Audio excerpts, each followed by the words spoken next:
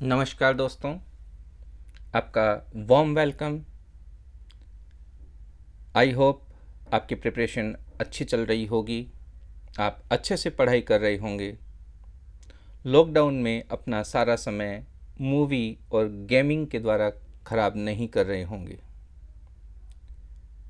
जैसा कि हम जानते हैं, जब भी हम सिविल सर्विस की प्रिपरेशन करते हैं तो एनसीईआरटी की बुक्स हमारे लिए मील का पत्थर साबित होती है। और साइंस एंड टेक और जनरल साइंस एक बेस है। सिविल सर्विस एग्ज़ाम को अगर हमें क्रैक करना है तो जनरल साइंस तो हमें पढ़नी ही होगी। तो आज मैं क्लास 8 की साइंस की इस बुक स्टार्ट कर रहा हूँ। क्लास 6 और क्लास 7 इन दोनों के चैप्टर मैंने स्टार्ट कर दिए हैं। ऊपर आई बटन में आपको उनका लिंक मिल जाएगा। आई बटन में आपको उसका लिंक मिलेगा, आप उसे देख लीजिए। आप उस सीरीज़ को भी साथ में कंटिन्यू कर सकते हैं। आपके रिवीजन के लिए, आपके बेसिक कॉन्सेप्ट को कंप्लीट करने के लिए ये वीडियोस बहुत ज़्यादा बेनिफिशियल रहने वाले हैं। इन वीडियोस को आप भी देखिए और अपने फ्रेंड्स को भी शेयर कीजिए। एक बेसिक लेवल से हम स्टार्ट कर रहे हैं। 6 to 10th की बुक्स हम करेंगे और उसके बाद में हम एक मॉडरेट लेवल पर इन टॉपिक्स को और डिस्कशन करेंगे। इसी के साथ साथ अभी लॉकडाउन के कारण जो भी स्टूडेंट्स स्कूल नहीं जा पा रहे हैं, चाहे वो हिंदी मीडियम के हों, चाहे वो इंग्लिश मीडियम के हों, किसी भी मीडियम से क्यों ना हो, अगर आप हिंदी समझते हैं तो आपके लिए ये सारे वीडियोस बेनिफिशियल रहने वाले हैं, भले ही आप इंग्लिश मीडियम में पढ़ते होंगे। क्योंकि एनसीईआरटी की बुक्स चाहे वो हिंदी मीडियम की हो, चाहे वो इंग्लिश मीडियम की हो, उनका कंटेंट एकदम सेम है, डिटो है। सिर्फ और सिर्फ लैंग्वेज का फ़र्क है। इसी के साथ साथ अगर प्राइवेट पब्लिशर की बुक्स भी अगर आपके स्कूल में लागू हैं तो भी मैं ये कहूँगा कि प्राइवेट पब्लिशर की बुक्स में कंटेंट भले ही कलरफुल कर दिया जाए, एनसीईआरटी से ऊपर नहीं हो सकता है। इसलिए ये वीडियोस हर स्टूडेंट के लिए बेनिफिशियल है। हाँ, टर्मिनोलॉजी की बात है, वो मैं इंग्लिश में भी आपको समझाऊंगा। और ऐसा नहीं है कि हम हिंदी समझते नहीं है। तो आई होप सभी आईएएस आरएएस एस्पिरेंट के साथ साथ सभी स्टूडेंट्स के लिए भी ये वीडियो बेनिफिशियल होगा, ऐसी मेरी उम्मीद है। अभी तक अगर आपने चैनल को सब्सक्राइब नहीं किया है तो आप चैनल को सब्सक्राइब कर सकते हैं, आप उसको शेयर कर सकते हैं। इस डिस्क्रिप्शन बॉक्स में आपको उसके सभी लिंक्स मिल जाएंगे और आप अपने और अपने फ्रेंड्स के साथ स्टडी कर सकते हैं। रही बात कुछ प्रॉब्लम्स की, तो कुछ टेक्निकल इश्यूज़ हैं। अभी उन टेक्निकल इश्यूज़ को दूर करने का मैं एफ़र्ट कर रहा हूं। उसके बाद आई होप मैं लाइव भी आऊँगा। उस समय आप लाइव आ सकते हैं मेरे साथ, आपको शेड्यूल अवेलेबल हो जाएगा। इसलिए आप बेल आइकन को भी प्रेस कर दें ताकि मेरे द्वारा यहाँ से कोई भी अगर मैसेज भेजा जाए तो वो आपको मिल जाए। तो अब हम स्टार्ट करते हैं साइंस क्लास 8 एनसीईआरटी सिलेबस।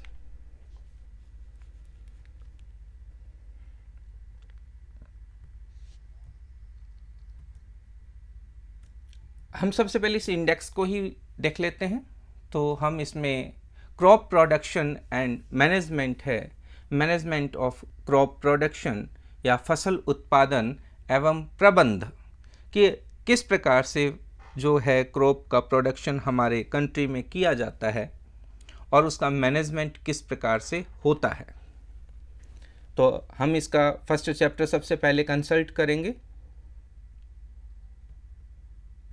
अब देखिए, इस एनसीईआरटी की बुक्स में 2 कार्टून कैरेक्टर रखे हुए हैं, एक बूजो है, एक पहेली है।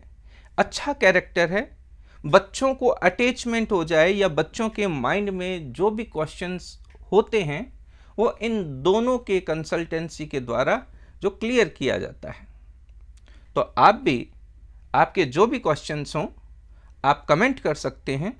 हो सकता है मैं आगे के वीडियोस में या लाइव सेशन में उन क्वेश्चंस को पिक कर लूं, तो और आपकी जो भी प्रॉब्लम हो मैं उसको दूर करने का प्रयास करूंगा। तो सबसे पहले हम इस फसल उत्पादन एवं प्रबंधन को पढ़ते हैं या प्रबंध को पढ़ते हैं कि आखिर जो क्रॉप का प्रोडक्शन होता है हमारे यहाँ पर वो किस प्रकार से होता है। तो यहाँ पर एक जो बूझो है, ठीक है, ये पहेली एवं बूझो, तो ये पहेली और बूझो जो भाई बहन हैं इस बुक के कैरेक्टर हैं, वो अपने अंकल के घर जाते हैं जो कि एक फार्मर हैं, और वो वहाँ पर कुछ जो औजार देखते हैं, इंस्ट्रूमेंट्स देखते हैं, या अपन कह सकते हैं फार्मिंग में आने वाले जो भी इंस्ट्रूमेंट हैं उनको देखते हैं। वो देखते हैं खुरपी क्या है, दरांती क्या है, बेलचा क्या है, फावड़ा क्या है, ठीक है, इस तरीके के वो कुछ इंस्ट्रूमेंट्स देखते हैं। तो बूझो का एक क्वेश्चन है, मैं जानना चाहता हूं कि हम इन औजारों का उपयोग कहाँ और कैसे करते हैं। तो बस इसका मतलब ये चैप्टर हमें ये बताना चाह रहा है कि जो फार्मिंग प्रोसेस है, जो फसल का उत्पादन है, वो किस प्रकार से किया जाता है। जैसा कि हम सब जानते हैं, जो भी लिविंग बीइंग है उन लिविंग बीइंग को फूड की ज़रूरत होती है। इसलिए जो फूड है वो कहाँ से प्राप्त होता है? फूड हमें फील्ड के द्वारा या खेतों में उगाया जाता है और वहाँ से हम प्राप्त करते हैं। जो ग्रीन प्लांट्स होते हैं वो फूड बनाते हैं और वही फूड व रॉ मटेरियल हमारे घरों तक आता है और उसे हम पकाकर जो है खाना खाते हैं।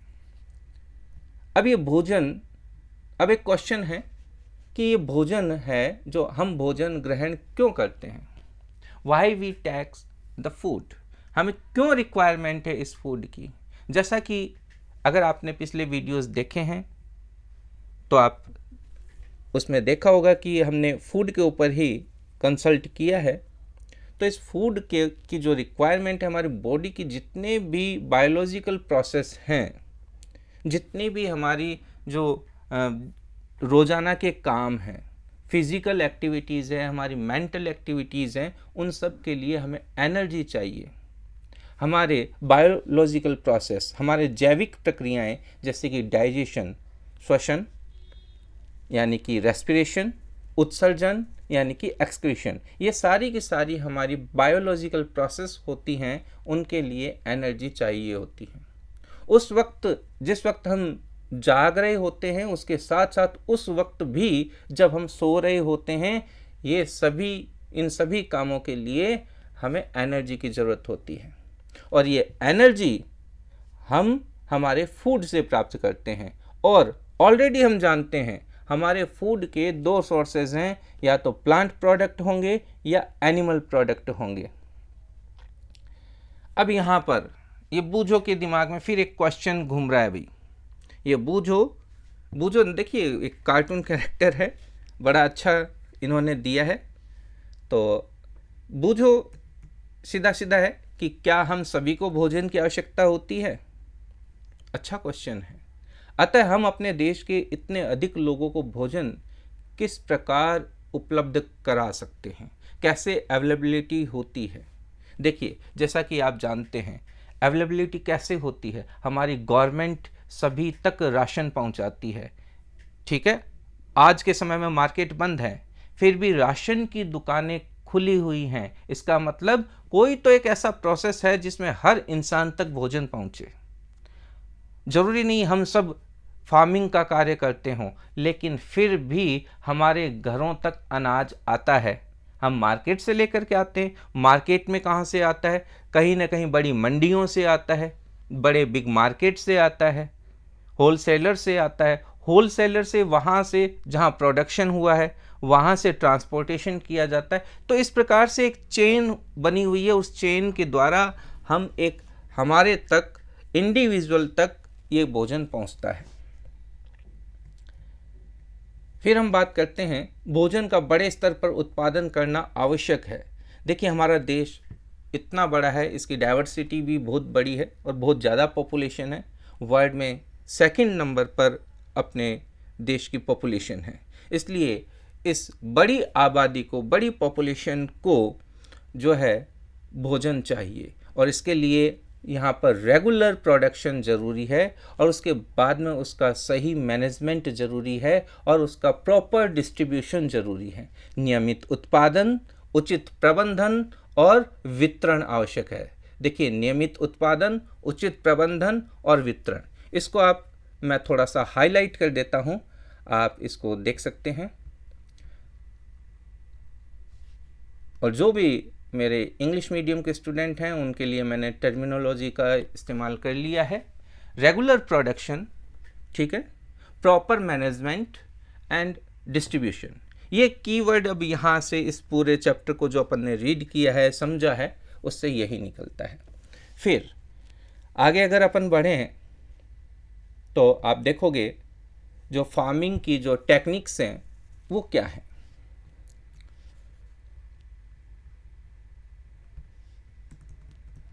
तो हम जानते हैं पहले जो मनुष्य था वो घुमंतु था, यानी एक जगह से दूसरी जगह, उसकी लाइफ स्टाइल आज के ह्यूमन की तरह नहीं थी। तो 10,000 साल पहले जो था वो धीरे धीरे कृषि का विकास हुआ। तो वे एक स्थान से दूसरे स्थान तक भोजन एवं आवास की खोज में समूह में विचरण करते रहते थे। यानी आज से 10,000 साल पहले की बात करते हैं, 10,000 ईयर्स जो बिफोर की बात करते हैं, उस समय जो ह्यूमन बीइंग था वो अपने अपने ग्रुप्स में जो एक जगह से दूसरी जगह पर जाता था।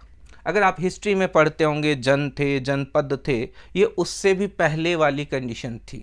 महाजनपद आप सभी ने पढ़े होंगे, तो ये महाजनपद से भी पहले वाली कंडीशन की यहाँ पर डिस्कशन हो रहा है।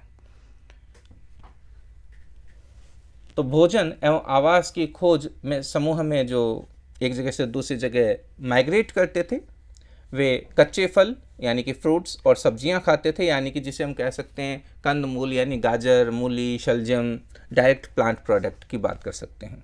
उन्होंने भोजन के लिए जंतुओं का शिकार करना प्रारंभ कर दिया, यानी हंटिंग उन्होंने स्टार्ट कर दी। जैसे जैसे उनकी जो डिमांड्स बढ़ी, उनकी ज़रूरतें बढ़ी, और कालांतर में खेती करके चावल, गेहूं एवं अन्य खाद्य फसलों को उत्पादित कर सके, और इस प्रकार से कृषि का विकास हुआ। हम देखें कि करीब करीब 7,000 साल पहले ना, ये करीब आज से अगर 7,000 साल पहले, आज से 7,000 साल पहले तो नहीं कहूँगा, ईसा पूर्व 7,000 साल पहले कहूँगा, तो 7,000 ईयर्स बिफोर जो है इस कृषि की, इस फार्मिंग की शुरुआत हो गई थी, और चावल उनमें से मुख्य खाद्य फसल थी। जब एक ही किस्म के पौधे किसी स्थान पर बड़े पैमाने पर उगाए जाते हैं, यहाँ पर एक वर्ड आया है किस्म, यानी कि वैरायटी, तो हम इसे क्रॉप कहते हैं, फसल कहते हैं। तो भाई जैसे अगर हम फॉरेस्ट में देखें तो फॉरेस्ट में क्या होता है, अलग अलग तरह के प्लांट्स उगे हुए हैं, कुछ पता नहीं कहाँ पर क्या उगा हुआ है, लेकिन हमने एक बड़े लैंड एरिया पर से उस सभी फॉरेस्ट को साफ किया और वहाँ पर हमारे डिज़ायर्ड प्रोडक्शन को वहाँ पर उगा दिया, जो हम चाहते हैं, जैसे चाहे वो गेहूँ हो, चाहे वह बाजरा हो या फिर चावल हो, तो उसे हम खेत कहते हैं। यानी खेत में हमने हमारी इच्छा से फसल को उगाया है, हमारा डिज़ायर्ड प्लांट वहाँ पर उग रहा है, तो वो खेत है। अन्यथा अगर अपने आप उग रहा है तो वो फिर जंगल है, फॉरेस्ट है।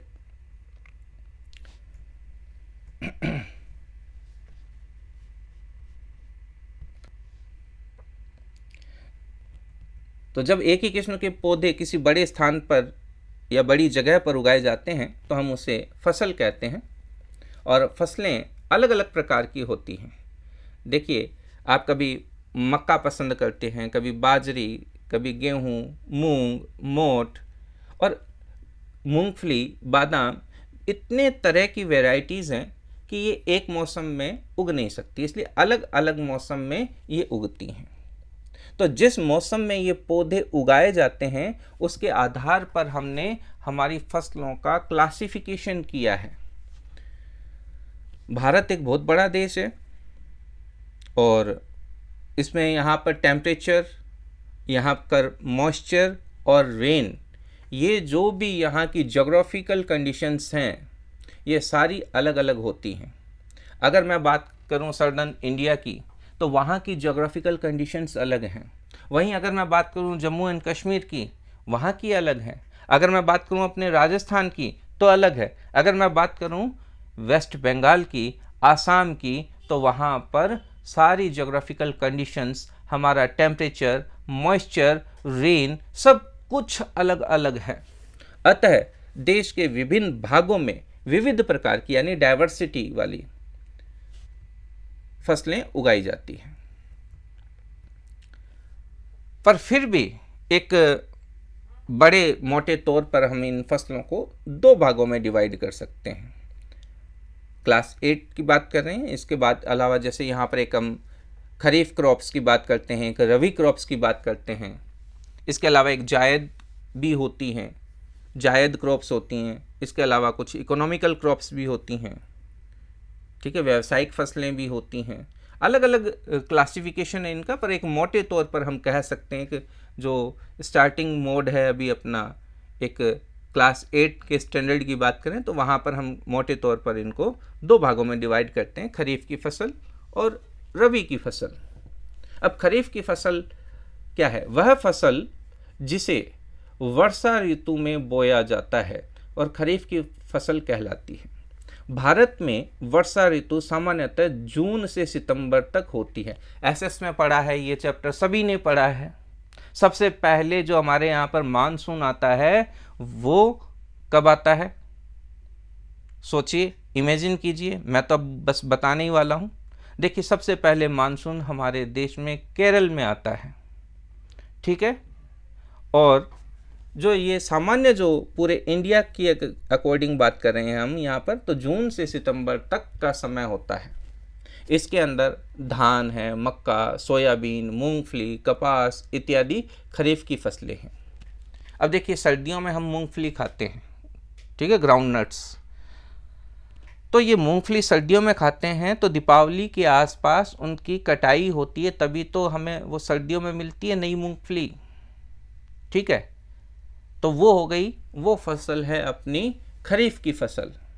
इसी के साथ साथ अभी जो है रबी क्रॉप्स, अब देखिए अप्रैल चल रहा है, या तो खेतों के अंदर गेहूं की कटाई हो गई है, हो चुकी है, या हो रही है। नया गेहूं मार्केट में अवेलेबल है, भले ही अभी लॉकडाउन के कारण मार्केट बंद हो, ठीक है, दुकानें खुली नहीं है, पर किसानों ने जो फसल कटाई कर ली है। तो इस समय जो गेहूं आया है तो वो है रबी की फसल, क्योंकि सर्दियों में उगेगा तभी तो अभी तक मार्केट में आएगा। तो आप इस तरीके से उसे लर्न कर सकते हैं, बड़ा इजी है। तो रबी की फसल शीत ऋतु में उगाई जाने वाली फसलें हैं, रबी की फसल कहलाती है। जैसे गेहूं, चना, मटर, सरसों, अलसी, ये सब रबी की फसलों के उदाहरण हैं। इनके अलावा जो गर्मियों में जो उगाई जाती हैं, ठीक है, वो जो होती है वो जायद की फसलें होती हैं। इसके अलावा दालें और सब्जियां भी गर्मियों में उगाई जाती हैं, तो क्योंकि भारत बहुत बड़ा है। अब कुछ यहाँ पर एक बेसिक जो चीज़ें हैं, आधारिक फसल पद्धतियाँ, यानी बेसिकली जो क्रॉप की जो टेक्निक्स हैं वो क्या हैं। सब एक नॉर्मल प्रोसेस है सभी के लिए, कुछ अलग अलग होता है, वो स्पेशल जो क्रॉप्स हैं उनके लिए अलग हो जाता है। बाकी बेसिक जो भी एक्टिविटीज़ की जाती है वो सारी सेम है। तो धान को शीत ऋतु में क्यों नहीं उगाया जाता? देखिए, धान यहाँ पर राइस के लिए जो है इस्तेमाल किया गया वर्ड है। राइस को बहुत ज़्यादा पानी की आवश्यकता होती है, बहुत ज़्यादा पानी। अगर आप गूगल पर सर्च करेंगे तो वो देखेंगे कि उसको उगाने के लिए बहुत पानी की ज़रूरत होती है और बहुत मेहनत का काम है। तो ये वर्षा ऋतु में इसलिए इसको उगाते हैं, क्योंकि जहाँ पर पानी इकट्ठा होता है, जैसे कि एक उड़ीसा एक स्टेट है, वेस्ट बंगाल एक स्टेट है, वहाँ पर इसका जो है सबसे ज़्यादा प्रोडक्शन किया जाता है।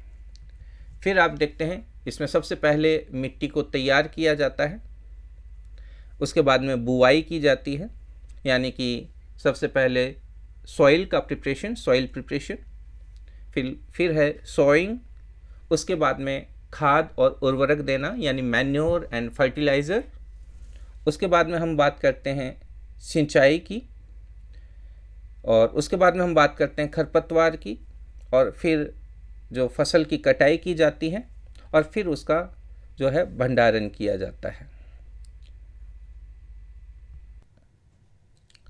सिंचाई यानी कि इरिगेशन प्रोसेस, खरपतवार यानी कि वीड्स, कटाई यानी कि हार्वेस्टिंग, तो ये इनकी एक इंग्लिश में इनको हम जो टर्मिनोलॉजी है वो इस्तेमाल करते हैं। सबसे पहले सॉइल प्रिपरेशन पर हम डिस्कशन करते हैं। देखिए, अगर हमें क्रॉप का प्रोडक्शन चाहिए तो निश्चित रूप से मिट्टी हमें सॉफ्ट होनी चाहिए, इसलिए हम उसे उलट पलट कर उसे जो पोला बनाते हैं। इसके लिए आपने देखा होगा खेतों में हम हल चलाते हैं, ठीक है।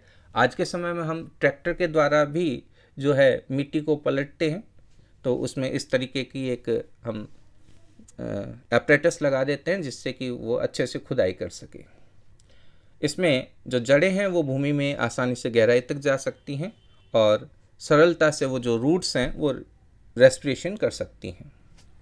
पोली मिट्टी जो है मिट्टी में रहने वाले केंचुओं और सूक्ष्म जीवों की वृद्धि करने में भी सहायता करती है। अगर मिट्टी बहुत ज़्यादा हार्ड होगी तो उसके अंदर जो रूट्स हैं अच्छे से प्रॉपर नीचे नहीं जा सकेंगी, और जो अर्थवर्म्स हैं वो भी प्रॉपर नहीं रह पाएंगे। और अर्थवर्म को हम जो है फार्मर्स फ्रेंड भी कहते हैं, और ये ह्यूमस बनाते हैं। ये ह्यूमस क्या चीज़ है? ह्यूमस एक ऐसा मटेरियल है जिसमें जो भी पत्तियां वगैरह गिर जाती हैं वो सड़ जाती हैं, गल जाती हैं, और बाद में उस मिट्टी का, उस सॉइल का ही पार्ट बन जाती हैं। तो वो काली भूरी जो मिट्टी है जिसमें ये सारा ऑर्गेनिक मटेरियल डिके हो चुका है, वह सबस्टेंस कंप्लीट रूप में ह्यूमस कहलाता है। तो अब आप आई होप समझ गए होंगे कि मिट्टी को उलटना पलटना क्यों ज़रूरी है, और जो अर्थवर्म है उसको हम फार्मर फ्रेंड क्यों कहते हैं। ये हम सब आप पहले भी पढ़ चुके हैं और आई होप आप सब जानते हैं। इसके बाद में हम बात करते हैं मिट्टी में जो खनिज यानी कि मिनरल्स, वाटर, एयर एंड कुछ लिविंग बींग्स होते हैं। इसके अतिरिक्त जो मृत पौधे, डेड प्लांट्स होते हैं, और डेड जो एनिमल्स हैं वो भी मिट्टी में पाए जाते हैं, और ये समय के साथ डिकेइंग होते रहते हैं। और ये जो डिकेइंग प्रोसेस जो हो जाता है, ठीक है, ये उस मिट्टी में ही मिक्स हो जाते हैं, और ये प्लांट्स के न्यूट्रिशन के रूप में काम में आते हैं। मिट्टी में जो सबसे ऊपर की जो लेयर होती है, ये लेयर ही सबसे ज़्यादा मिनरल्स वाली होती है। और जब हम मिट्टी को उलटते पलटते हैं, मिट्टी को पोला करते हैं, तो ये पोषक पदार्थ ऊपर आ जाते हैं, और प्लांट्स इन्हीं न्यूट्रिएंट्स का जो है यूटिलाइज करते हैं। इसीलिए ये प्रोसेस बहुत ज़रूरी है। सॉइल फॉर्मेशन हम इस प्रोसेस को कहते हैं। मिट्टी को उलटने पलटने और पोला करने की प्रक्रिया को हम जुताई कहते हैं, यानी खेत जोतना जिसे हम कहते हैं। इसे हल चलाकर लकड़ी के हल के द्वारा या लोहे के हल के द्वारा, और आज के समय में तो ट्रैक्टर के द्वारा ये सब काम किए जाते हैं। मिट्टी अत्यंत सूखी है तो जुताई से पहले हम उसमें पानी डाल सकते हैं, और मिट्टी के जो बड़े बड़े जो ढेले हैं, बड़े बड़े जो पीस हैं, ठीक है, इन्हें एक बड़े पाटे की सहायता से तोड़ना भी आवश्यक होता है। सॉइंग एंड इरिगेशन के लिए खेत को समतल करना भी ज़रूरी है, वरना हो सकता है अगर लैंड सरफेस प्रॉपर नहीं है तो पानी एक जगह इकट्ठा हो सकता है। इसलिए इरिगेशन प्रोसेस के लिए हमारे जो भी फील्ड हैं उनको प्लेन करना भी बहुत ज़रूरी है। और ये एक फट्टे का, एक लकड़ी का बड़ा पाटा या एक लोहे का बड़ा पाटा लगा हुआ होता है हल के पास, जिससे वो समतल हो जाती है। कभी कभी जुताई से पहले खाद दी जाती है, खाद यानी कि मैन्योर। इससे जुताई के समय खाद मिट्टी में भली भांति मिल जाती है, और बुआई से पहले खेत में पानी दिया जाता है ताकि मिट्टी के अंदर जो है मॉइस्चर हो जाए। एकदम सूखी मिट्टी में कभी भी सॉइंग नहीं की जाती है, सीड नहीं डाले जाते हैं। अब हम बात करते हैं कृषि औजार की। तो अब आप एक यहाँ पर सबसे पहले इस एक इमेज को देखिए।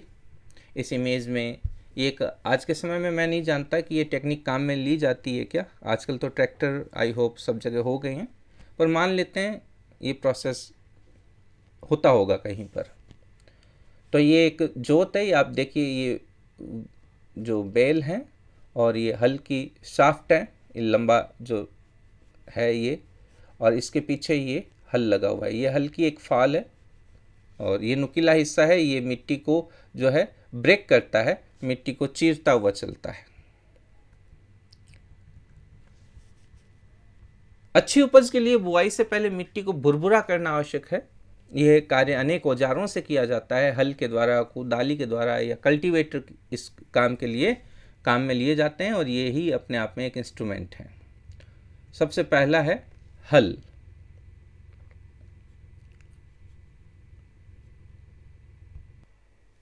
हल यानी प्लॉव। तो प्राचीन काल से इस प्लॉव का इस्तेमाल किया जाता है, और ये खाद और उर्वरक मिलाने के लिए, यानी कि मैन्योर एंड फर्टिलाइज़र को मिक्स करने के लिए, वीड्स को बाहर निकालने के लिए, खुरचने के लिए एक लकड़ी का एक जो है इंस्ट्रूमेंट है। और इसके लिए जो बैलों की जो जोड़ी होती है, यानी कि बुल्स, उसकी ज़रूरत होती है। ये या फिर हॉर्स के द्वारा, कैमल के द्वारा भी इसे खींचा जा सकता है। इसमें आगे की तरफ एक बड़ी लोहे की पत्ती लगी हुई होती है, जिसे हम इसका फाल कहते हैं, हल शाफ्ट कहते हैं। ये एक हल शाफ्ट होता है, आगे का नुकीला हिस्सा जो जमीन को चीरते हुए चलता है। इसके सिरे पर एक हैंडल होता है, तथा दूसरा सिरा जो आगे जो जोत है, जो बैल हैं उनके जो गर्दन के ऊपर जो बड़ा डंडा रहता है उससे ऊपर जो लगता है। और ये कोई आदमी भी इसे चला सकता है। पुरानी फिल्में आप देख सकते हैं, पुरानी फिल्मों में इस तरीके का जो एक सीन होता है जिसमें एक व्यक्ति खेत को जोत रहा होता है। तो आजकल लोहे के हल तेज़ी से जो चलन में आ गए हैं, जिसमें लकड़ी का इस्तेमाल भी कम हो गया है, क्योंकि लकड़ी को बचाना बहुत ज़रूरी है। सेव ट्री यहाँ पर मैं कहूँगा। नेक्स्ट है कुदाली। ठीक है, तो ये एक वीड्स को निकालने के लिए और मिट्टी को पोला करने के लिए एक औजार है, एक इंस्ट्रूमेंट है।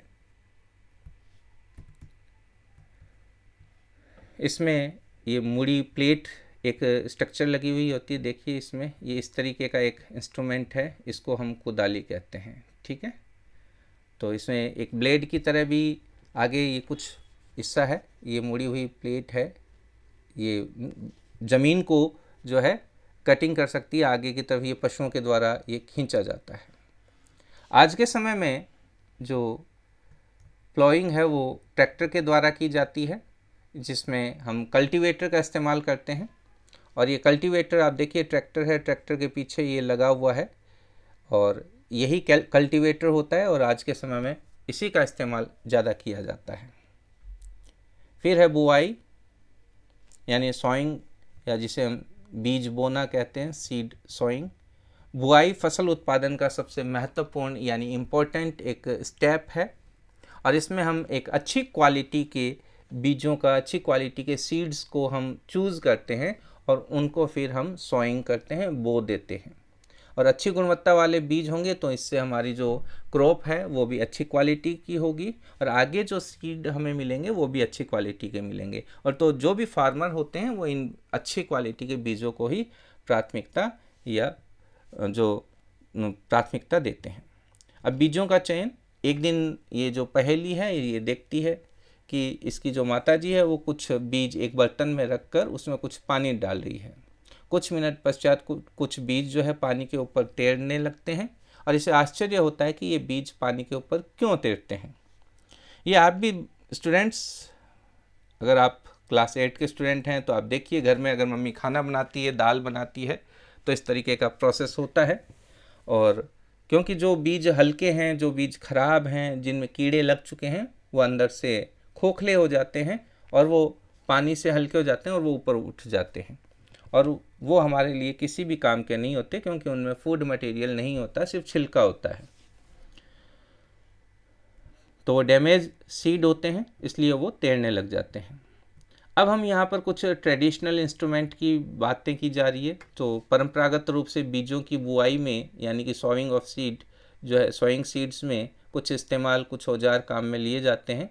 उनमें कीप के आकार का एक जो इंस्ट्रूमेंट होता है, आप यहाँ पर देखिए हल के पास एक कीप के आकार का एक ये इंस्ट्रूमेंट लगा हुआ है, ठीक है। इसमें ऊपर से देखिए एक व्यक्ति सीड डाल रहा है, बैल हैं वो हल को चला रहे हैं, तो ज़मीन में जो है लाइन बनती जा रही है, ऊपर से सीड आ रही हैं और पीछे की तरफ एक पाटा चलता है जो उस मिट्टी को वापस ढकते हुए चलता है। तो इसके जो नुकीले सिरे कीपाकार है, फनल लाइक स्ट्रक्चर है, ये फनल स्ट्रक्चर है, लंबी फनल है।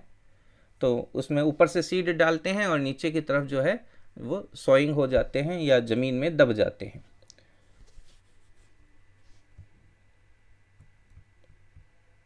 अब यहाँ पर आप सीड ड्रिल देख सकते हैं जो ट्रैक्टर के पीछे लगता है, इसमें सीड ड्रिल है। इसमें एक देखिए ये बड़े सारे इंस्ट्रूमेंट है, ऊपर ये एक पाइप लगा हुआ है और ऊपर एक फनल लाइक स्ट्रक्चर होगी जिसमें सीड डाल दिए जाते हैं और नीचे काफ़ी सारे आप देखिए ये नुकीले जो इसमें ब्लेड्स लगे हुए हैं और ये जो ब्लेड्स हैं ये ज़मीन को खोदते हुए चलते हैं और उनमें सीड जो है बो दिए जाते हैं, इसीलिए इसका नाम सीड ड्रिल है। आजकल बुआई के लिए जो ट्रैक्टर में सीड ड्रिल का इस्तेमाल किया जाता है, इसमें जो बीज हैं एकदम समान, एक इक्वल डिस्टेंस और सभी की जो डेप्थ है वो गहराई जो है वो सबकी समान बनी रहती है।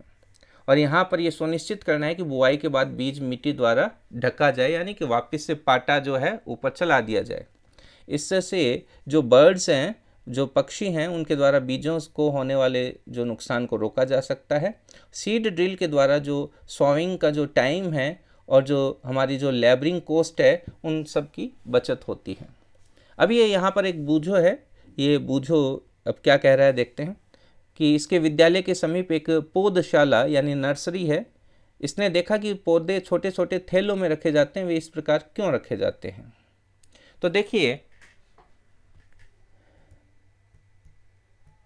धान जैसे कुछ पौधों के बीजों को पहले पौधशाला में कुछ नर्सरी में उगाया जाता है। जैसे देखिए जो चावल होते हैं ना, चावल का जब हम जो क्रॉप प्रोडक्शन करते हैं तो सबसे पहले चावल को एक अलग नर्सरी में उगाया जाता है। उसके बाद में जो प्लांट सैपलिंग होते हैं, नए जो छोटे प्लांट होते हैं, उनको उस कीचड़ यानी कीचड़ तो नहीं कहना चाहिए, फिर पानी से भरे उस फील्ड में रोपा जाता है, ठीक है। तो वो छोटे छोटे प्लांट्स हैं, तो इसलिए उन पौधों को अच्छे से उगाया जाता है।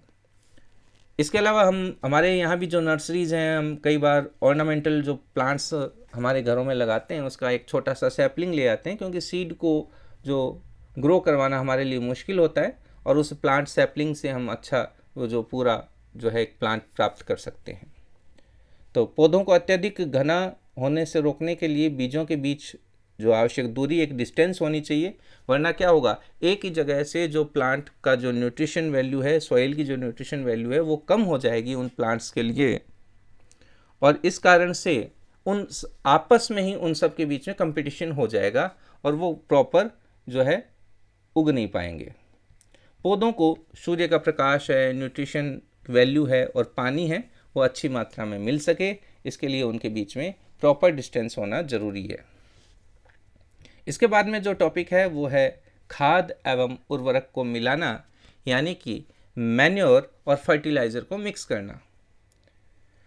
वे पदार्थ जिन्हें मिट्टी में जो उसके न्यूट्रिशन वैल्यू बनाए रखने के लिए मिक्स किया जाता है उन्हें ही हम जो है मैन्योर और फर्टिलाइज़र कहते हैं। तो यहाँ पर मैन्योर और फर्टिलाइज़र को आप थोड़ा सा समझिए और इनका आगे डिफरेंस आएगा, उस डिफरेंस को भी हम देखेंगे। ये देखिए, ठीक है। तो खाद यानी कि मैन्योर और फर्टिलाइज़र यानी उर्वरक। अब यहाँ पर बूझो कह रहा है कि भाई मैंने एक खेत में उगने वाली स्वस्थ फसल पौधों को देखा, जबकि पास के खेत में पौधे कमज़ोर थे। कुछ पौधे अन्य पौधों की तुलना में ज़्यादा अच्छी तरह से क्यों उगते हैं? तो हो सकता है कि एक फील्ड में न्यूट्रिशन वैल्यू प्रॉपर रही हो, अच्छा पानी मिला हो, उनकी केयरिंग अच्छी की हुई हो सकता है दूसरे फील्ड के अंदर सॉइल में कुछ प्रॉब्लम हो, प्रॉपर पानी नहीं मिल पा रहा हो या पानी की क्वालिटी में फ़र्क आ गया हो, ठीक है। तो ऐसा हो सकता है।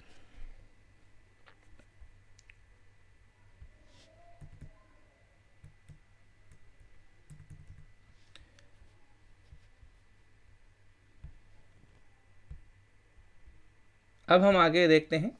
मिट्टी फसल को खनिज पदार्थ प्रदान करती है, क्योंकि जो भी प्लांट्स होते हैं वो सारे के सारे जो मिनरल्स हैं वो मिट्टी से ही लेते हैं, और ये जो न्यूट्रिशन वैल्यू है ये प्लांट की ग्रोथ के लिए आवश्यक होती है। कुछ क्षेत्रों में यानी कि कुछ एरियाज़ में जो फार्मर्स होते हैं वो खेत में एक के बाद दूसरी फसल उगाता रहता है, यानी क्रॉप रोटेशन करता रहता है। रोटेशन यानी कि एक के बाद एक बार ये फसल उगा ली तो दूसरी बार कुछ और फसल उगाता है। खेत कभी भी खाली नहीं छोड़े जाते हैं। कल्पना कीजिए न्यूट्रिएंट्स का क्या होता है अगर हम खेत को खाली ही नहीं छोड़ेंगे। हो सकता है एक बार तो हमें अच्छा प्रोडक्शन मिले, लेकिन थोड़े समय में वो प्रोडक्शन की क्वालिटी है वो गिर जाती है, और लगातार क्रॉप को प्राप्त करने से, रेगुलर जो फसलों को लेने से जो कुछ न्यूट्रिएंट्स की कमी हो जाती है, और इसलिए हमें एक मैन्योर या फर्टिलाइज़र हमें देना पड़ता है। इसीलिए इस प्रोसेस को हम खाद देना कहते हैं, जो कि हमने पीछे देखा था कि एक प्रोसेस है जो हमारी क्रॉप प्रोडक्शन का जो प्रोसेस है उसमें एक ये प्रोसेस भी दिया गया है। अपर्याप्त खाद देने से पौधे कमज़ोर हो जाते हैं, यानी कि एक प्रॉपर मैनर में अगर मैन्योर नहीं दिया जाए या फर्टिलाइज़र नहीं दिया जाए तो प्लांट्स हैं वो वीक रहेंगे। अब यहाँ पर एक फ़र्क, एक डिफ्रेंशिएशन किया गया है, हम खाद किसे कहें और फर्टिलाइज़र किसे कहें। प्रॉपर आगे एक टेबल फॉर्मेट में है, लेकिन देखते हैं अब ये बुक क्या कह रही है। देखिए 35 मिनट की क्लास हो चुकी है, तो हो सकता है आप थक रहे हों, पानी वगैरह पी लीजिए, रिचार्ज हो जाइए, ठीक है, और क्लास को कंटिन्यू करते हैं। चैप्टर पूरा फिनिश करने वाले हैं, तो घबराइए मत, बैठे रहिए। खाद यानी कि मैन्योर एक ऑर्गेनिक पदार्थ है, कार्बनिक पदार्थ है। तो सबसे पहले आप यहाँ पे समझिए कार्बनिक पदार्थ क्या है, जैविक पदार्थ क्या है। वे सभी पदार्थ जिनमें कार्बन होती है वे सारे के सारे कार्बनिक पदार्थ कहलाते हैं। इसका एक ही एक्सेप्शन है कि हम कार्बोनेट को यानी CO3 को और कार्बन डाइऑक्साइड को, कार्बन मोनोऑक्साइड को ऑर्गेनिक नहीं मानते हैं। बाकी अधिकांशतः जो भी कार्बन जिनमें होता है वो सारे के सारे ऑर्गेनिक मटेरियल कहलाते हैं। तो ये जो कार्बनिक पदार्थ हैं, ये जो खाद एक कार्बनिक पदार्थ होती है, जबकि जो फर्टिलाइज़र होते हैं वो फैक्ट्रियों में बने हुए होते हैं। ये सामान्यतः पौधे और जंतु अपशिष्ट से प्राप्त होती है, यानी जैसे गाय का गोबर है। जो फार्मर्स हैं वो पादप एवं जंतु अपशिष्टों को एक गड्ढे में डालते हैं और इसको डिकेइंग होने के लिए, अपघटन होने के लिए छोड़ देते हैं। डिकेइंग जो होता है वो कुछ माइक्रो ऑर्गेनिज्म की जो सहायता से होता है, उनकी हेल्प से होता है, और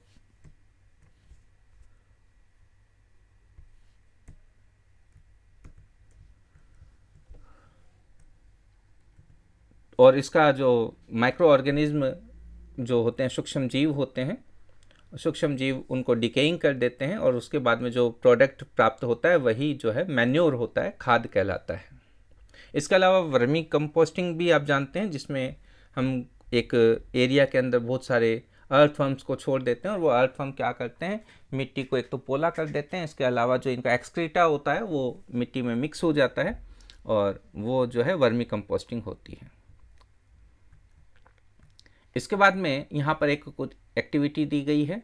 तो यहाँ पर एक्टिविटी बस यही है कि आप उनको सीड्स को जर्मिनेट करके देखें और एक एक्सपेरिमेंट करें। यहाँ पर कुछ इमेज क्लियर नहीं है, तो यहाँ पर कुछ जो है फ्रेंड्स बैठे हैं, आप देख सकते हैं। ये आइडिया लगाना पड़ेगा आपको थोड़ा सा, ठीक है। और ये कुछ यानी सीड उगा रहे हैं, कुछ ऐसा इमेज है। और उसके बाद में नीचे की तरफ जो है मैन्योर और फर्टिलाइज़र जो है पौधों की वृद्धि के लिए उन्होंने जो 3 ग्लासेस लिए हैं, इसमें एक में बहुत ज़्यादा जो इन्होंने मैन्योर वगैरह डाला है, एक में नहीं डाला है और एक में प्रॉपर है। तो क्या अब यहाँ पर हैं, एक एक्सपेरिमेंट है, आप देख सकते हैं, आप इसको पढ़ भी सकते हैं, एक स्क्रीनशॉट ले सकते हैं, मैं आगे पढ़ाता हूँ। इसके अलावा जो फर्टिलाइज़र हैं, मैन्योर की हमने बात कर ली है, उसके बाद में जो फर्टिलाइज़र है वो एक केमिकल सब्सटेंस होता है और स्पेशल कुछ न्यूट्रिएंट्स उसमें ज़्यादा होते हैं। जैसे अगर मैं बात करूँ यूरिया, अगर मैं बात करूँ NPK। अब ये NPK क्या है? NPK एक बहुत इम्पोर्टेंट जो एक मोस्ट अपन कह सकते हैं सबसे ज़्यादा जो चलन में है वो एक फर्टिलाइज़र है। N का मतलब है यहाँ पर नाइट्रोजन, P का मतलब होता है फास्फोरस और K का मतलब होता है पोटेशियम। K का मतलब पोटेशियम इसलिए है क्योंकि K पोटेशियम का जो साइंटिफिक नेम होता है वो केलियम होता है और केलियम का जो फर्स्ट लेटर है वो K है, इसलिए यहाँ पर K का मीनिंग पोटेशियम है। तो वे खाद से भिन्न कैसे होते हैं? तो मैन्योर जैसा कि हमने बताया एक ऑर्गेनिक सब्सटेंस है, वहीं पर जो फर्टिलाइजर्स हैं इनका जो प्रोडक्शन है वो फैक्ट्रियों में किया जाता है, जैसे कि यूरिया है, ammonium sulphate, ammonium phosphate, super phosphate, potash, NPK, इस तरीके से। ठीक है, इनके जो उपयोग से किसानों को गेहूं, धान तथा मक्का जैसी फसलों की अच्छी उपज प्राप्त करने में सहायता मिलती है। परंतु अब यहाँ पर देखिए परंतु है, यानी कि जो फर्टिलाइजर्स हैं इनके ज़्यादा उपयोग करने से मिट्टी की जो यानी सॉइल की फर्टिलिटी में कमी आ जाती है, लैंड बैरन की प्रॉब्लम हमें फेस करनी पड़ती है। इसी के साथ साथ ये वाटर पोल्यूशन यानी जल प्रदूषण का भी एक स्रोत बन गए हैं, सोर्स बन गए हैं। तो जब हम उसमें फर्टिलाइज़र डालते हैं तो जब बारिश आती है या खेतों में हम पानी देते हैं तो उसके साथ घुल करके ये नीचे जाते हैं और हमारा जो भी वाटर रिजर्वर जो पानी जो इकट्ठा होया हुआ है उनको ख़राब कर देते हैं। और मिट्टी की जो फर्टिलिटी है, उर्वरता है, बनाए रखने के लिए हमें उर्वरकों के स्थान पर जैविक खाद यानी फर्टिलाइज़र के स्थान पर मैन्योर का इस्तेमाल, हमें जैविक खाद का, ऑर्गेनिक मैन्योर का हमें इस्तेमाल करना चाहिए। और दो फसलों के बीच में खेत को कुछ समय के लिए बिना कुछ उगाए भी थोड़े समय के लिए छोड़ना चाहिए।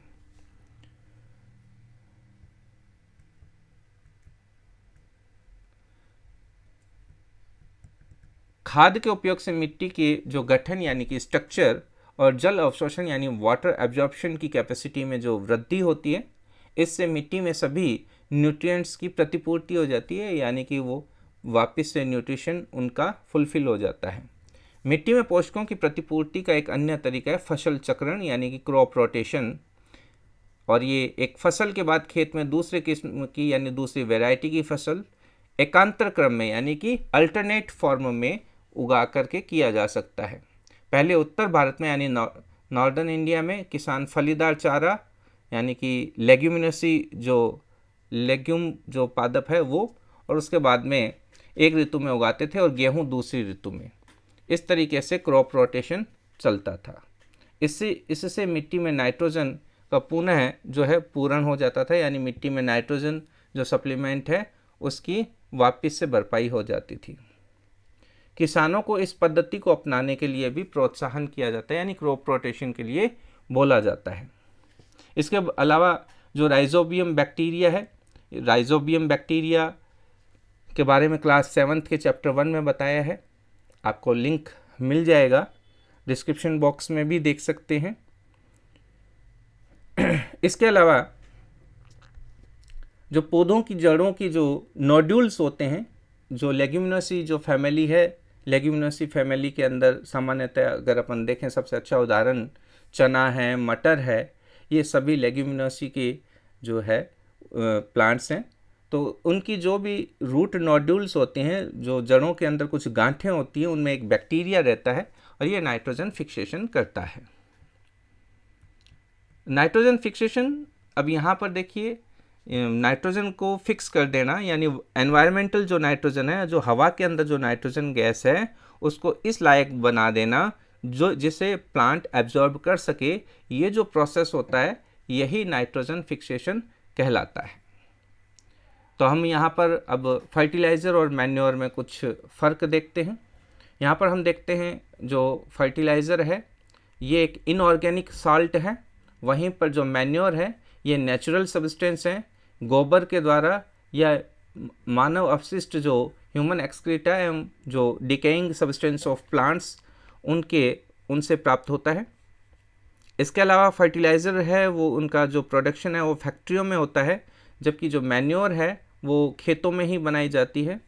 फर्टिलाइज़र जो है वो मिट्टी को ह्यूमस प्राप्त नहीं होती। ह्यूमस, जैसा कि अभी थोड़ी देर पहले मैंने बताया, मिट्टी की जो वाटर एब्जॉर्प्शन कैपेसिटी है वो बढ़ जाती है। इससे सॉइल की वाटर एब्जॉर्प्शन कैपेसिटी बढ़ जाती है। जब हम फर्टिलाइज़र का इस्तेमाल करते हैं तो ऐसा कुछ नहीं होता, जबकि जब हम मैन्योर देते हैं, मैन्योर डालते हैं, तो ये ह्यूमस काफ़ी ज़्यादा मात्रा में मिक्स हो जाता है।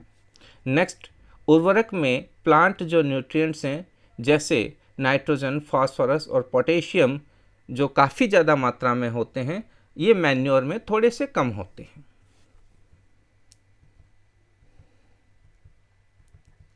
तो यहाँ पर अब अभी तक अपन ने देखा जो फर्टिलाइज़र और मैन्योर। अब हम यहाँ पर मैन्योर के बेनिफिट्स देखते हैं। तो जो जैविक खाद उर्वरक की अपेक्षा अधिक अच्छी मानी जाती है क्योंकि इसके कुछ रीज़न हैं। इससे मिट्टी की जल धारण क्षमता बढ़ती है, यानी कि water holding capacity. Water holding capacity इसे कहेंगे, जिससे पानी उसमें ठहर सके, परकोलेट न हो जाए, नीचे की तरफ बह न जाए या फिर ऊपर से न बह जाए। इससे मिट्टी भुरभुरी एवं सरंध्र हो जाती है, पोरस हो जाती है, जिसके कारण जो गैस एक्सचेंज है वो बड़ा इजीली होता है, जो गैसों का विनिमय है वो सरलता से हो जाता है। इससे मित्र जीवाणुओं की संख्या में वृद्धि होती है, यानी कि ऐसे बैक्टीरिया जो कि प्लांट्स के लिए फायदेमंद हो।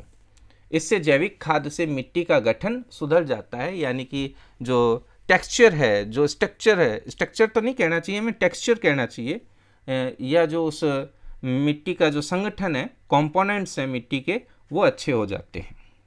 नेक्स्ट है सिंचाई या इरिगेशन। अब देखिए, जब हम खेतों में फसल उगाते हैं तो खेतों में पानी देना भी बहुत ज़रूरत है, क्योंकि पानी बहुत ज़रूरी सब्सटेंस है हमारे लिए। पानी कब देना चाहिए, कितना देना चाहिए, जो पानी देने का जो प्रोसेस है, इसे ही हम इरिगेशन कहते हैं, सिंचाई कहते हैं।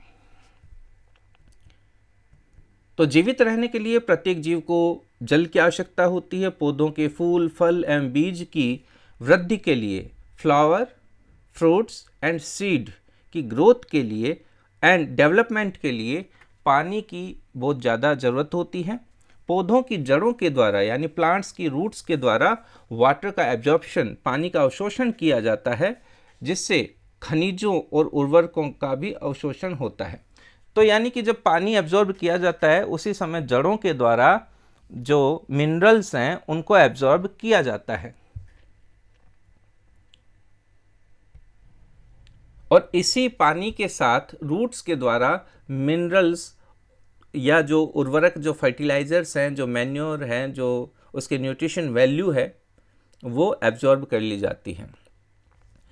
अब पौधों का लगभग 90% हिस्सा जल होता है, यानी कि प्लांट का अगर हम ड्राई वेट देखें, सूखा देखें, तो उसका जो वेट होता है बहुत कम होता है। ओनली फॉर टोटल वेट का 10% हम कह सकते हैं, और 90% उसमें पानी का वेट होता है। जल आवश्यक है, यानी कि पानी बहुत ज़रूरी है, क्योंकि बीजों का अंकुरण यानी कि जर्मिनेशन, शुष्क यानी कि ड्राई,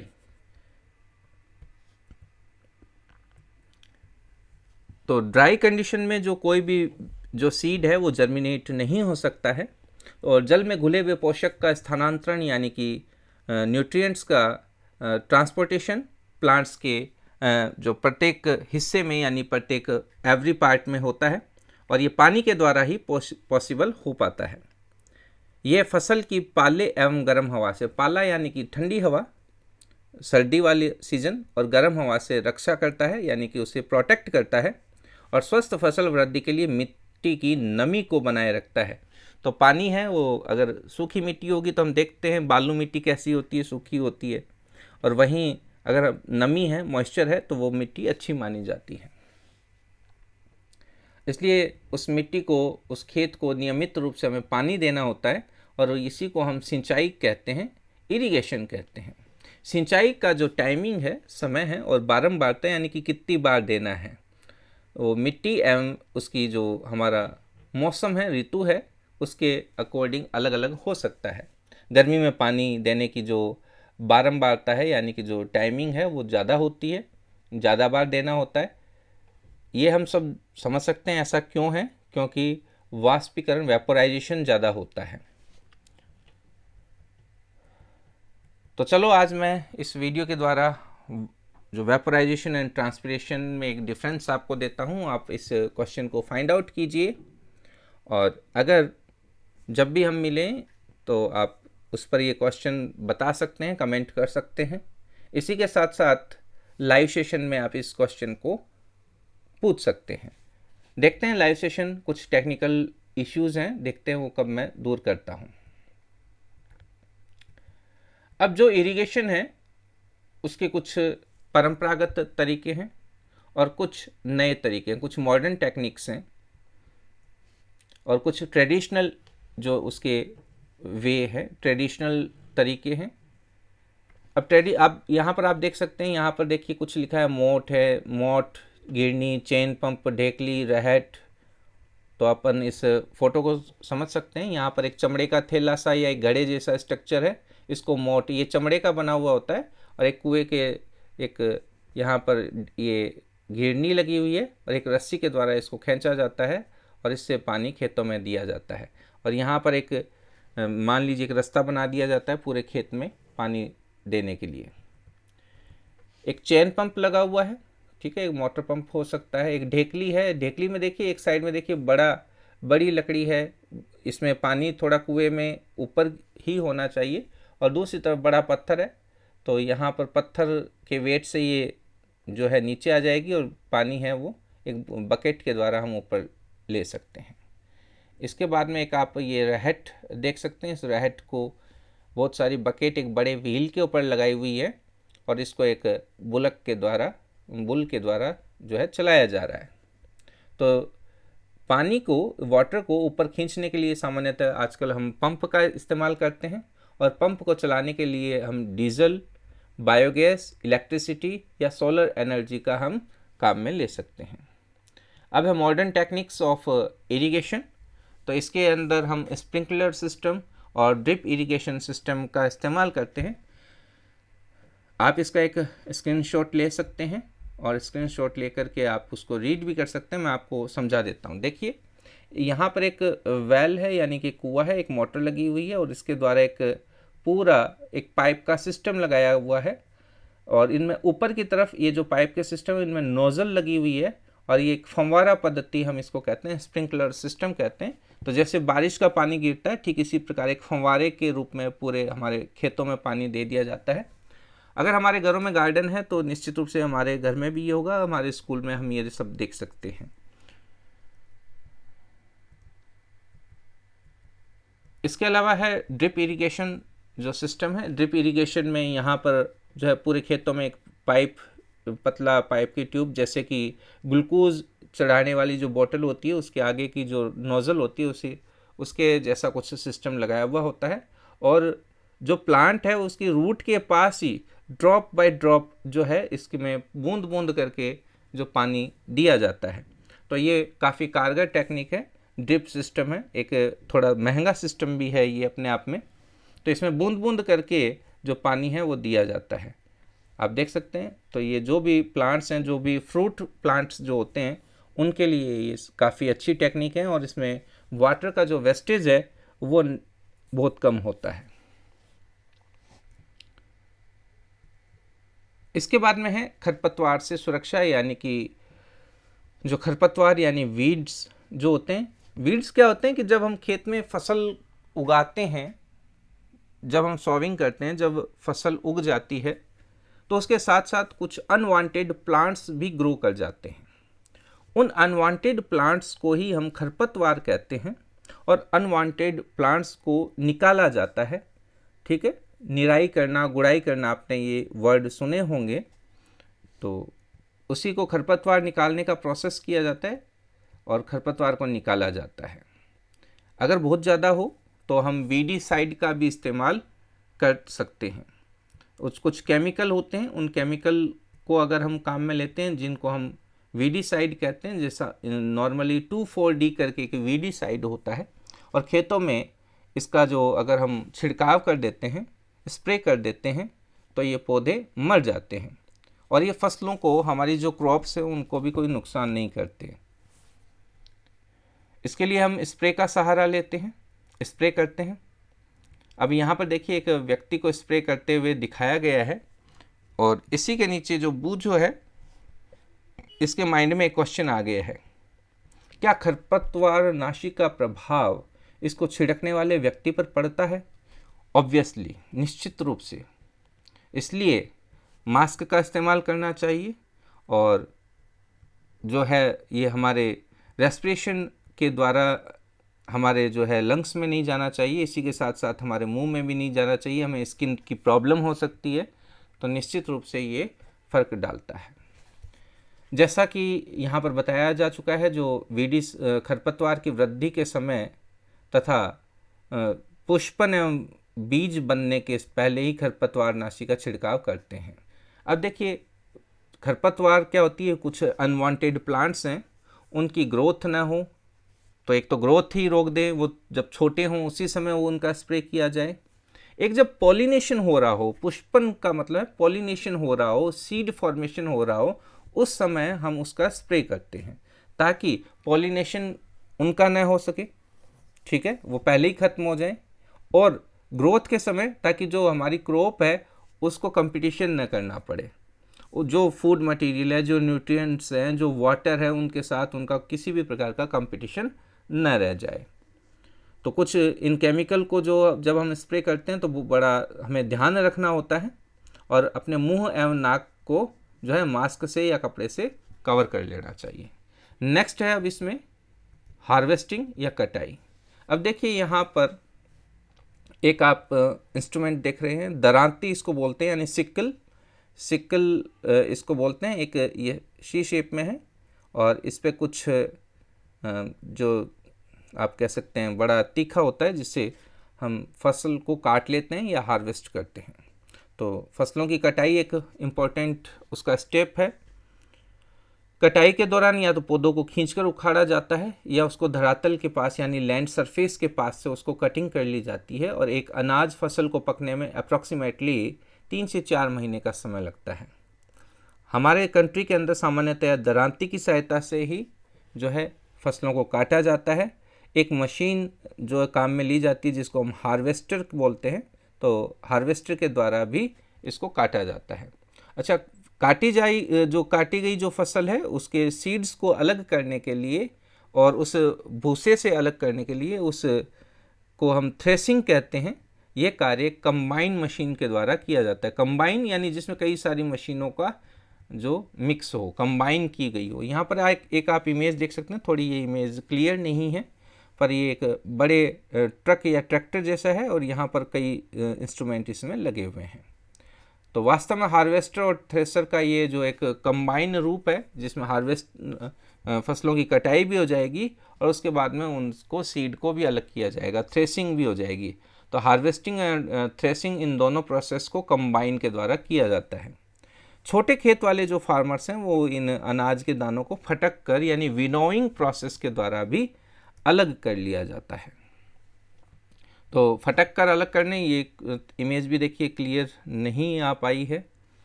तो ये बड़ी मशीन है, थोड़ा एक जिसको फटका कह सकते हैं, विनोइंग प्रोसेस।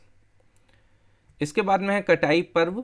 देखिए हमारे देश में कटाई पर्व, काफ़ी सारे कटाई पर्व हैं। पोंगल है, वैसाखी है, होली है, दिवाली है, ठीक है, नवान्या एवं बिहू, ये भी जो है कटाई के पर्व हैं। इसमें क्या होता है, जब फसल की कटाई की जाती है तो ठीक है वो मार्केट में बिकने के लिए जाएगी और किसानों के पास पैसा आएगा, ठीक है। बड़े लंबे समय मेहनत के बाद, बहुत ज़्यादा मेहनत के बाद किसानों को कुछ पैसा मिल पाता है। इसके बाद में आती है जो एक टेक्निक, क्रॉप जो प्रोडक्शन हो चुका है, फसल की कटाई हो चुकी है, तो उसके बाद में आता है स्टोरेज। क्योंकि अगर प्रॉपर वे में अगर स्टोरेज नहीं हुआ तो अनाज ख़राब हो जाएगा, तो इसलिए प्रॉपर वे में उनका स्टोरेज करना भी बहुत ज़रूरी है। यहाँ पर जो स्टोरेज है बड़ी बड़ी टंकियों में किया जाता है। देखिए हमारे घरों में भी अनाज है वो स्टोरेज किया जाता है, तो हम भी कहाँ करते हैं, टंकियों में। तो ठीक इसी प्रकार जो बड़ी बड़ी जो टंकियाँ हैं उनको साइलो कहते हैं। ठीक है, ये एक अच्छा क्वेश्चन है, आप एक अंडरलाइन कर लीजिएगा इसको। ये जो साइलो किसे कहते हैं, तो ये अपने आप में एक इम्पोर्टेंट क्वेश्चन है और ये एग्ज़ाम में आता है, साइलो।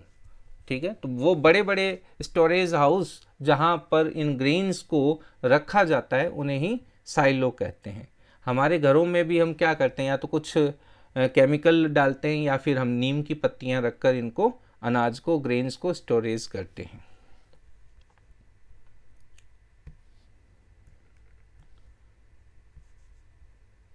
अब आप एक आगे पिक है तो थोड़ी सी ब्लर, लेकिन फिर भी आप समझ सकते हैं। ये देखिए, ये FCI का एक गोडाउन है। ये बड़े बड़ी यहाँ पर ये टंकियाँ देखिए लगी हुई हैं और इन टंकियों में जो ग्रेन्स को स्टोरेज किया जाता है और इसके ऊपर एक पासेज बना हुआ है। ठीक है, इनमें अनाज को, ग्रेन्स को डाला जाता है। ये एक के ऊपर एक जो बड़े बोरियां हम कह सकते हैं, थोड़ा ही ब्लर है इमेज, आप इसको समझने का ही प्रयास करें। तो अब नेक्स्ट टॉपिक है जंतुओं से भोजन। ठीक है, तो जंतुओं से भोजन, हम जो भी फूड या तो प्लांट प्रोडक्ट होता है या एनिमल प्रोडक्ट होता है, जब हम भोजन के लिए जंतुओं को पालते हैं, ठीक है, उसे हम एनिमल हस्बेंड्री या फिर पशुपालन कहते हैं। अब यहाँ पर ये पहेली कह रही है, मछली स्वास्थ्य के लिए अच्छा आहार है। हमें मछली से कॉड, लीवर, टेल मिलता है, इसमें विटामिन डी अधिक मात्रा में पाया जाता है। तो विटामिन डी, हमें सनलाइट से भी विटामिन डी मिलता है और कॉड लीवर ऑयल जो है उसमें भी विटामिन डी पाया जाता है। अब कुछ यहाँ पर कुछ वर्ड्स हैं, आप देख सकते हैं, और एक पूरे लेसन की समरी दी गई है, आप उसे पढ़ सकते हैं। इसके स्क्रीनशॉट ले लीजिए आप और उसको पढ़िए। ये पूरे लेसन की समरी है।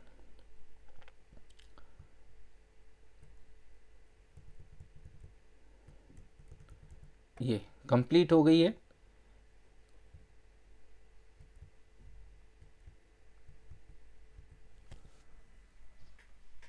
तो थैंक यू आप सभी का, आपने लेसन पूरा देखा। आप चैनल को सब्सक्राइब कर सकते हैं, लाइक कर सकते हैं, शेयर कर सकते हैं। सब्सक्राइब करते हैं, बेल आइकन को प्रेस कर दीजिए ताकि आपको आने वाले वीडियोस के नोटिफिकेशन मिलेंगे। अपने फ्रेंड्स के साथ भी शेयर कीजिए